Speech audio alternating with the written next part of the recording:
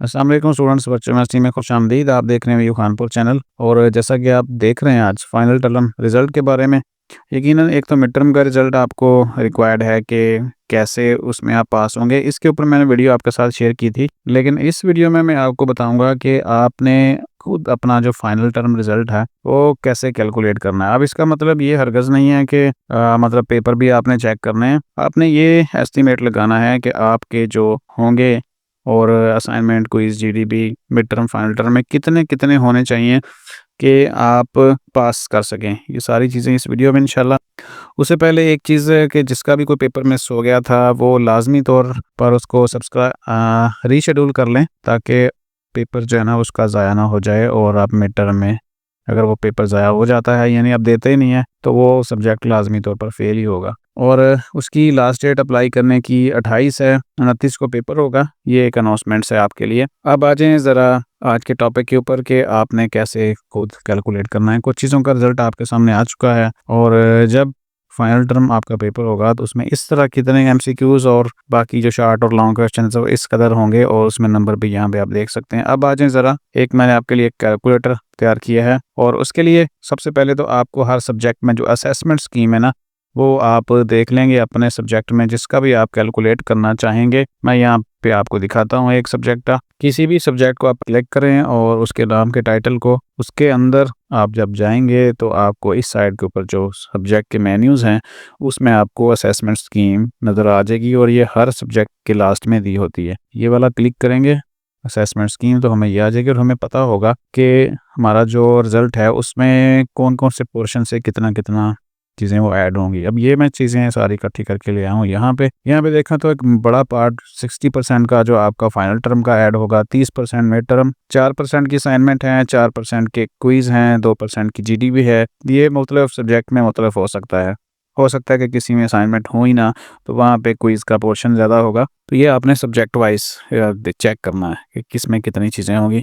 अब आ जाए ज़रा नीचे, तो आपकी जो सेमेस्टर एक्टिविटीज़ हैं वो 4 किस्म की हैं, 5। उसमें असाइनमेंट, क्विज़, जीडीबी, कुछ में हो सकता है कि सिर्फ क्विज़ हो, असाइनमेंट कोई ना हो। मैं आपको एक सब्जेक्ट की एग्जांपल दे रहा हूँ, बाकी चीज़ें आपने खुद देख लेनी है अपने सब्जेक्ट के हिसाब से। मिड टर्म, फाइनल टर्म, इसमें जो यहाँ पे असेसमेंट स्कीम है उसके हिसाब से 4% की असाइनमेंट, 4% की क्विज़, 2% की जीडीबी, 30% का मिड और 60% का फाइनल है।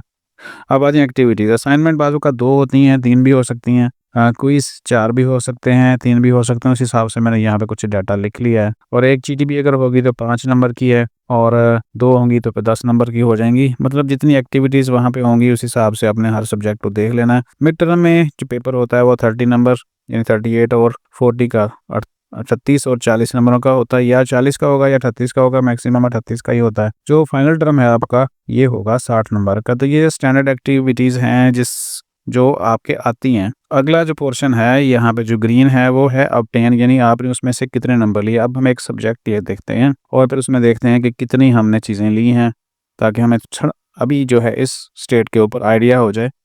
अभी एक असाइनमेंट भी आ सकती है और क्विज़ मज़ीद भी आ सकता है। वो तो जैसे आएगा फिर उस हिसाब से आपका कैलकुलेटर में जो कैलकुलेशन है वो भी चेंज हो जाएगी। तो यहाँ पे हम देख लेते हैं असाइनमेंट्स।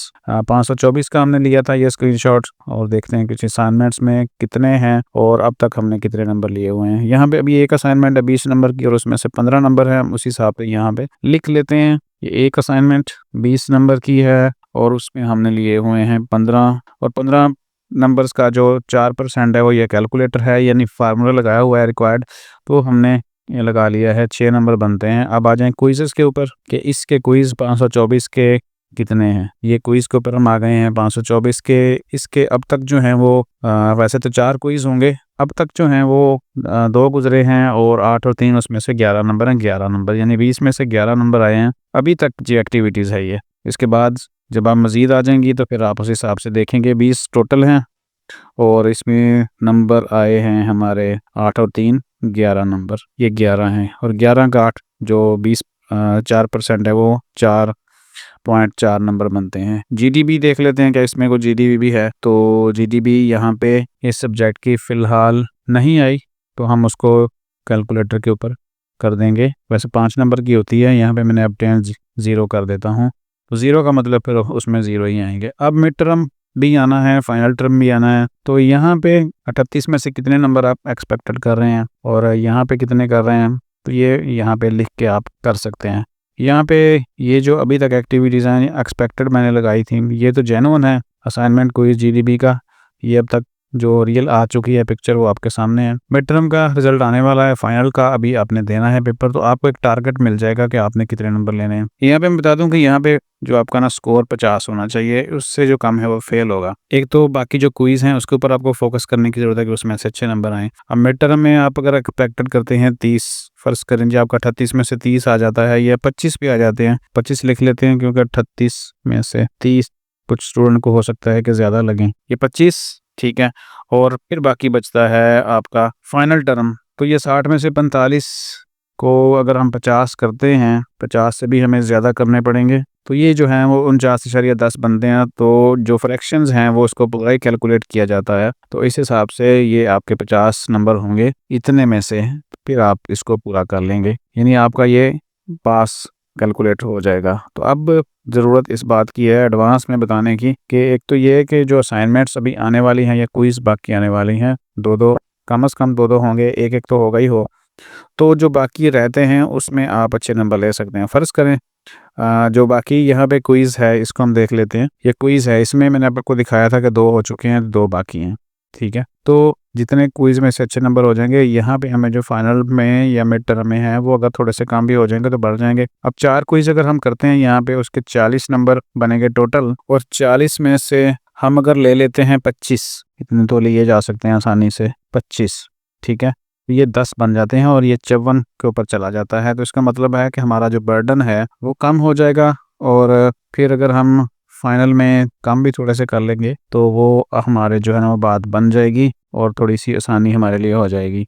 यहाँ पे देखें, ठीक है। क्विज़ असाइनमेंट को क्विज़ मिस ना कीजिएगा। जो जीडीबी आने वाला है, अगर उसमें से आपके कम से कम 2.5 तो आ ही जाते होंगे, 3 भी आ जाते हैं, तो भी वो 1 नंबर आपका बनता है 3 में से अगर आप लेते हैं। तो ये जैसे जैसे अब आ जाएँ कि अगर इनमें से ज़्यादा आ जाती हैं, यानी असाइनमेंट अगर एक और आ जाती है और वो नंबर हो जाते हैं आपके 40, और 40 में से आप ले लेते हैं 25, तो हमारी जो परसेंटेज है वो बढ़ती जाएगी और फिर हमारा जो सीजीपीए है वो बनेगा। अब आ जाए, थोड़ा सा मैं आपको सीजीपीए दिखाता हूँ, वो हम मिल जाएगा रिजल्ट के ऊपर। ग्रेड बुक में अगर हम जाते हैं और वहाँ पे हमें सीजीपीए कैलकुलेटर मिल जाएगा, आप देख सकते हैं कि कितने नंबर अगर आपके आते हैं तो कितने आपके आएंगे, ठीक है जी। ये है इस तरह का सब्जेक्ट, इसमें तो पहले से लिखी हुई है, ये ऐसे ही है, यानी कि प्री रिक्वायर्ड लिखा हुआ है, यानी कम से कम 50 होंगे तो भी पास होगा, डी में पास होगा। अब इससे ऊपर जितने जितने आपके जाते जाएंगे तो आपका सीजीपी जो है ना वो उतना ही बढ़ता जाएगा, ठीक है। यहाँ पे हम लिख लेते हैं, ठीक है। ये उन सब्जेक्ट का है, ये जो सब्जेक्ट्स हैं यहाँ पे आप उनको देख सकते हैं कि अगर उसमें से इतने नंबर आपके आ जाते हैं तो फिर कितना कितना आपका ग्रेड पॉइंट बनेगा और किस किस आप ग्रेड में फाल करेंगे।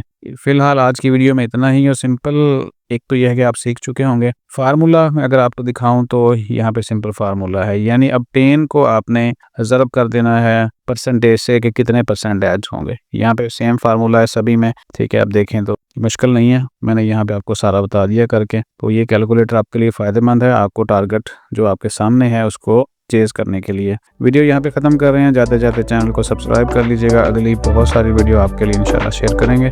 ख्याल रखिएगा, अल्लाह हाफिज़।